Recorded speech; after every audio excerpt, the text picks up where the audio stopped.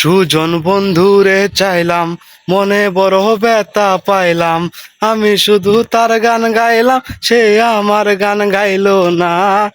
ময়ূর বেশেতে সাজন রাধিকা। ছাত্র ভাইদের উদ্দেশ্যে কিছু কথা।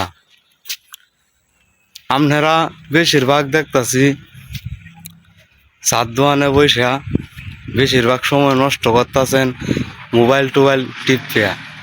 দেখতাছি আমি, কিন্তু খালি তো মোবাইল টিপলে হইতো না, ঠিক মতনে পড়ালেখাটা করতে হইব, বুঝছেন না? মোবাইলও টিপাইন, ঠিক মতনে পড়ালেখাটাও করবাই। কারণ মা বাহে এত কষ্ট হইয়া লেয়া হরা করাইতাছে, অত টিয়া পয়সা খরচ করতেছে, এটাও একটু আপনারা বুঝতে হইব, বুঝছেন? এর লাগে কইতাছে ছাত্র ভাইরারে আড্ডা মারা তুইয়া ঠিক মতন হরালেয়া করুন।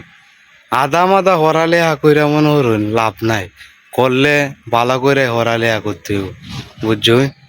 আবার আমার কথাটি মনে কষ্ট হয় না যে আপনারা বালার লাগে কইতাছি। অনেকেরে দেখছি হরালেয়া করছে আদা মাদা, পরে লাস্টে কাম করে। শিক্ষিত হয়েছে ঠিক আছে, কিন্তু পড়ালেখাটা তো কামে লাগাইতাল না, বুঝছেন না? তা শিক্ষিত খালি হইলে হইতো না, ভালো শিক্ষিত হইতে হবে ভদ্র, আর আচার ব্যবহারও শিক্ষার গুণে হয়। আবার শিক্ষা ছাড়া হয় প্রাকৃতিক জ্ঞানে, বুঝছেন বন্ধুরা? সবাইকে শুভ সকাল। সবাই সুস্থ থাকবেন, ভালো থাকবেন, নিজের খেয়াল রাখবেন। সুজন বন্ধুরে চাইলাম, মনে বড় ব্যথা পাইলাম। আমি শুধু তার গান গাইলাম, সে আমার গান গাইলো না।